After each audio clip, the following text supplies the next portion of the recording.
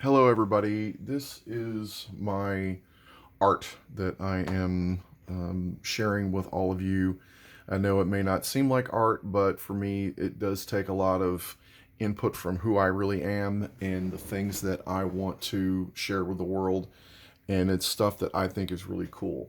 Um, I know that a lot of people don't understand a lot about astrology or anybody's birth chart, or some people aren't really that interested in history, but this is something that um, I really enjoy, and something that I think is would be really cool for people to understand more about the world and themselves. And so here we go. All right. So as you can see, this is Neil Armstrong's birth chart. He was born August 5th, 1930 at 12:31 in the morning in Wapanita, Ohio. For some strange reason, a lot of astronauts have been from Ohio, but that's neither here nor there. Okay, so because Neil was born at the beginning of August, he is a sun sign Leo. So most of the time when people talk about, what's your sign, they mean your sun sign usually, like where the sun was, astrologically when you were born, the day you were born. Some people go, oh, you were born on the 20th of whatever month, so you must be a this or that. Okay, there's a lot that goes into that. So Neil was born at 12:31, and the constellation that was to the east was Gemini, and that is his rising sign. And that in more ancient times, Rome and Greece, when they were first doing astrological charts for people, usually emperors and leaders and kings and stuff, they would pick the rising sign because that's how you start everything in your life. Anything that's new that comes into your life comes in through your rising sign. So for Neil Armstrong, it would come in from communication, Gemini, through his mind. Gemini is also the hands, it's also your speech, and it's also anything that you think is like you. Like it's something that's not just a mirror for you, but like, like coffee and cream or peanut butter and jelly, or, it's things like that, things that are very close to each other, that are hard to separate, right? Okay. And so the first house, right? That's the one here, is all of the things, is all of the ways that Neil begins anything in his life or anything new came to him. It was about his mind, his communication, and Mars. He has Mars in Gemini, and that's Mars is our drive. It is our passion. It is the thing that we are always going after.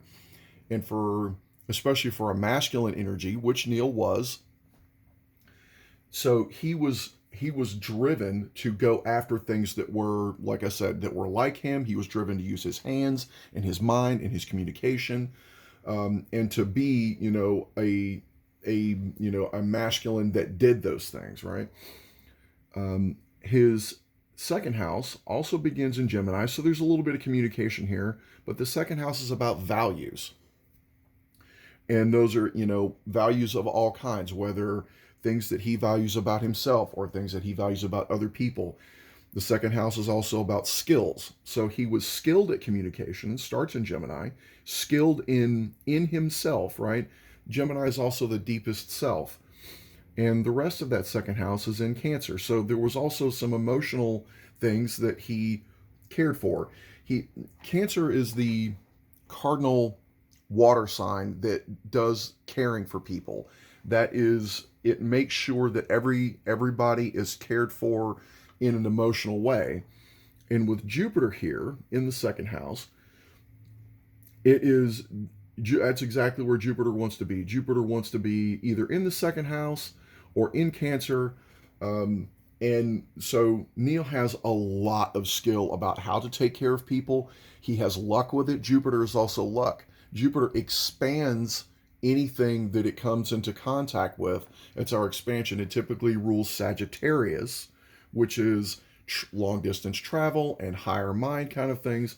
But it wants to be in Cancer. That's its favorite place to be. And in the second house, it's got a lot of power there. So he's got skill with himself and skill about how to take care of things, right?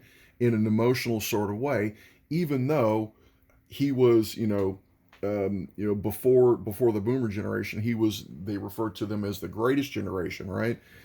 Um, so that was, Pluto in Cancer, and I'll go into that in a minute, actually, right now. So the third house is the mind, is our siblings, is the things that we think. It's also our short trips, things, places we go. And with Pluto here, Pluto was about power and control and fear and obsession. Um, and Neil was obsessed with communicating and taking care of things, right? Cancer, that's what it does.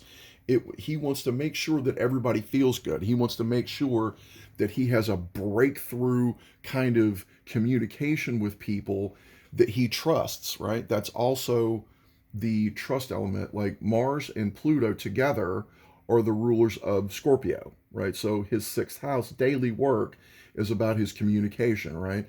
And he wants to communicate with people. He wants to build trust, because when you build trust with somebody, for Neil, he could really take care of stuff and he could be a leader, right? Mars in the first house, and with that communication there, is one of the things that made him such a powerful leader. Then we get to his son, like Leo. Leo's, like a lot of the zodiac, like just a few signs in the zodiac, are very natural leaders. Like it's the sign of royalty. It's the sign of, I'm sure you guys have known people that were Leos. They've always got this charisma about them. Usually, they've got something going on with their hair. They just seem more powerful than other people, because the sun is always burning in the sky. The sun never stops. And that's the way that Leo creative energy is. That's also what Leo does. They create, right? So wherever Leo is in your chart, or anybody's chart, that's where they're creating. Well, Leo being in Neil's fourth house, which is home, that's his emotional base. That's where he felt safe. So he felt safe to be himself anywhere he went. So wherever he was, and he felt that he could be himself, that's where he felt at home. That's another thing that created such a powerful, focal point to be the Apollo 11 leader, to be the leader of that team, and so many other things that he did in his life.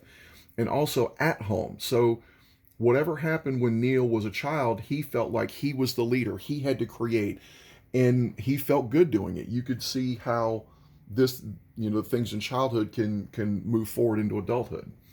Also in his fourth house, but this time in Virgo, his Mercury and the planet Neptune are together. Mercury is the planet of communication, and it is where our thoughts from the third house are directed. Okay, so in Virgo, things want to be improved. They want to be of service, and they need to work. They need to be functional. And with Neptune there, Neptune is about ideals. And Neptune's a little foggy. It's a little bit about spirituality. And so I suspect, and I'm not exactly sure because I haven't read a lot of things about Neil, but with Mercury there conjunct, that means it's together. See, they're very close together.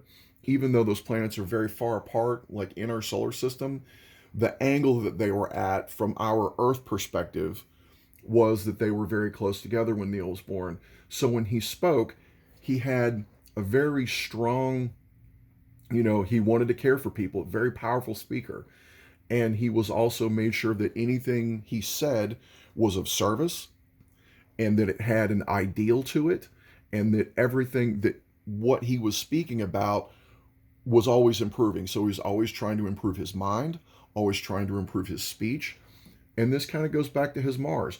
He is driven to communicate, right? Driven to go out there and be his authentic, deepest self, because he felt safe to be at home, right?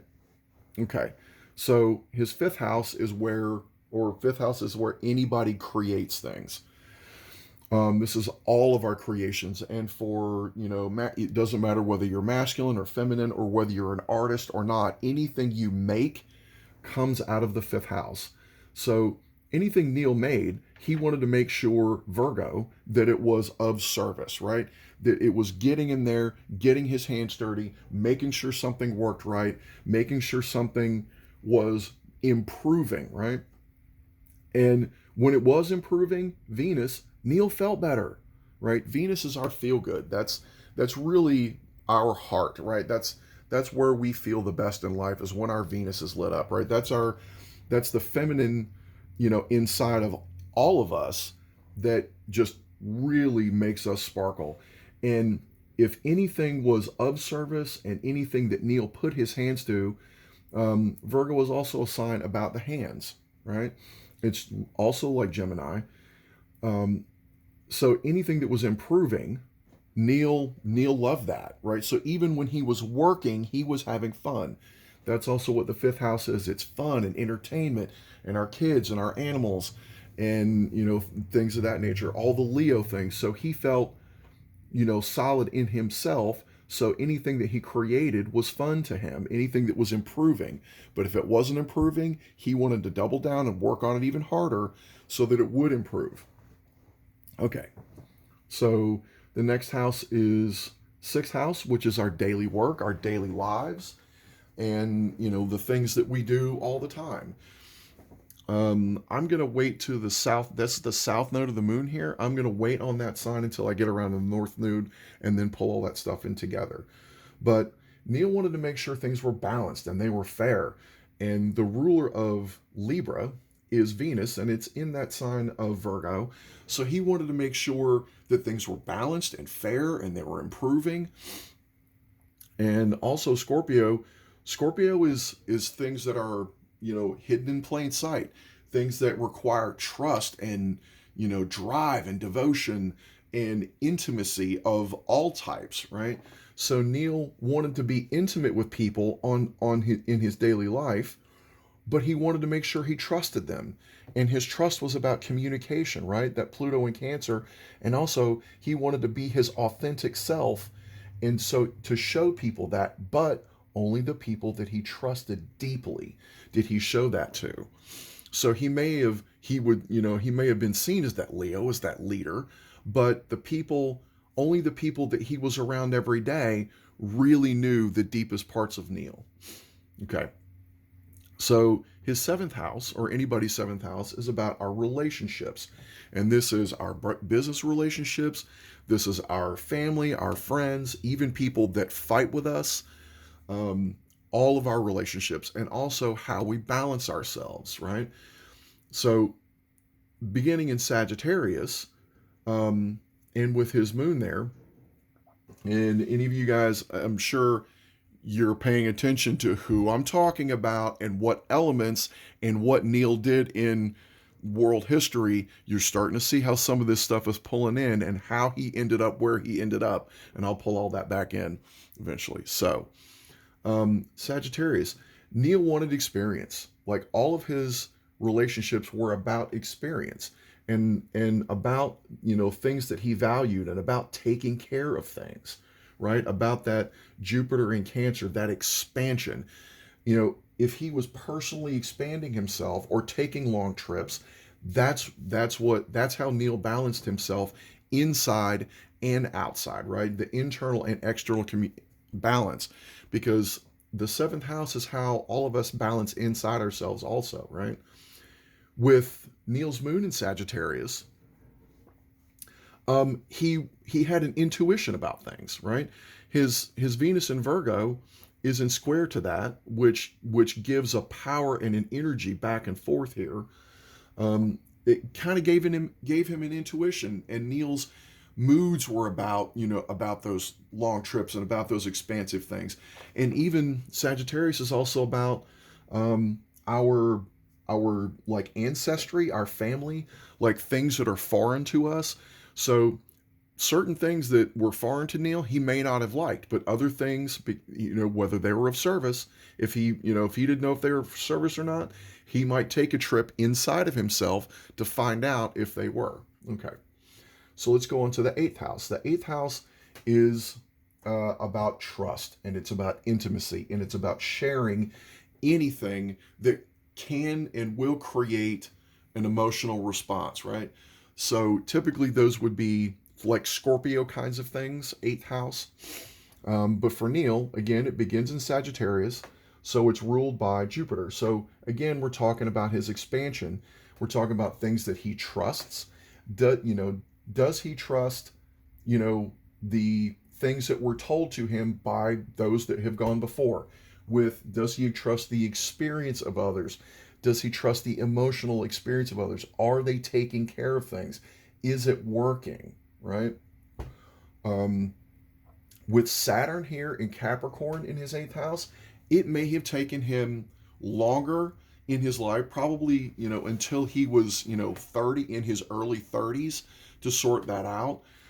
Usually, anything with Saturn involved, always, we never can really figure it out before we're 30. Like, there are life events that happen, and all of us, I think almost all of us in the Yana group, and anybody I'm sending this to, knows exactly what you're talking about. It could be things about, your home or your job or your career. It could be about a lot of different things. But you understand, after you get to 30, after those really intense periods, you're like, oh, right. Okay, so that's what my life is. That's how my structure, right? And that's what Capricorn is. That's what Saturn represents. That long struggle, that long uphill climb, because that's what Capricorn is. It's a it's climbing the mountain. You're never at the top of the mountain, but you're always climbing. And for Neil, did he trust his own experience? Did he trust the experience of others? And that, whether he trusted or not, set his foundation, right? And it's also in opposition to this Jupiter. So he's always asking, is this, am I expanding here? Am I taking care of stuff?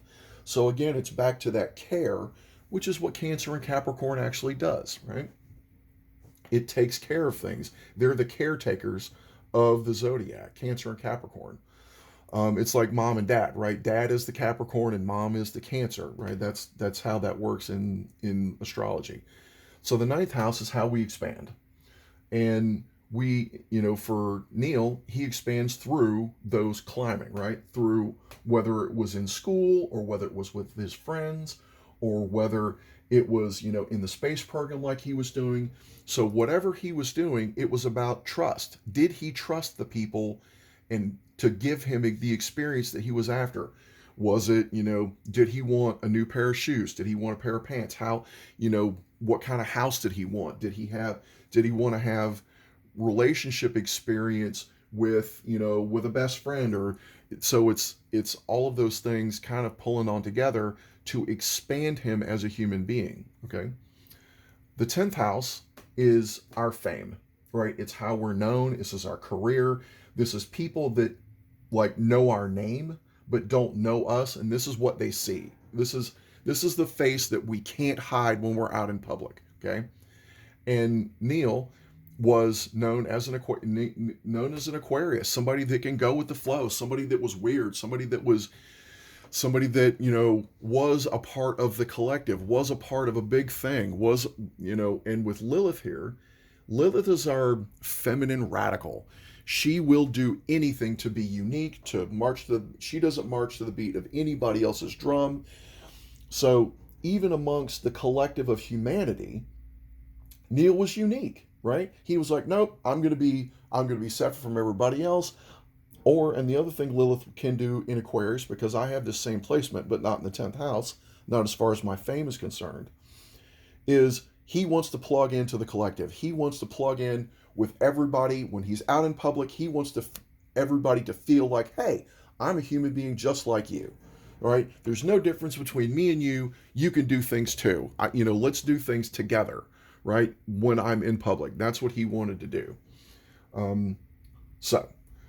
The 11th house, this is our friends. This is our, like, if you have a business, these are your clients. These are your social ideals. This is the way that you see the world and how you feel the world reacts to you. And so it starts in Pisces. So Neil loved people. He loved the world. He had passion to love the entirety of humanity. And the opposite of that, right, we've got down here in Virgo, he thinks it's fun to make sure things improve, right? And when he did that, he was given divine love from humanity. And with his Uranus there, that's one of the rulers of Aquarius. So when he was out in public, people were giving him individual, they made him feel, Aries, like specific, like one direction, right? Making him feel like he was one of them, right? Giving him friends from the collective humanity because he was very loving and accepting. But as with any Gemini, you guys know they can either connect in a magical way or disconnect in a very strange way. And that's what he did with the rest of collective, right? The humanity. Then we have the 12th house. That starts in Aries, right? And this Taurus here is inside that, just like that Scorpio is hidden there.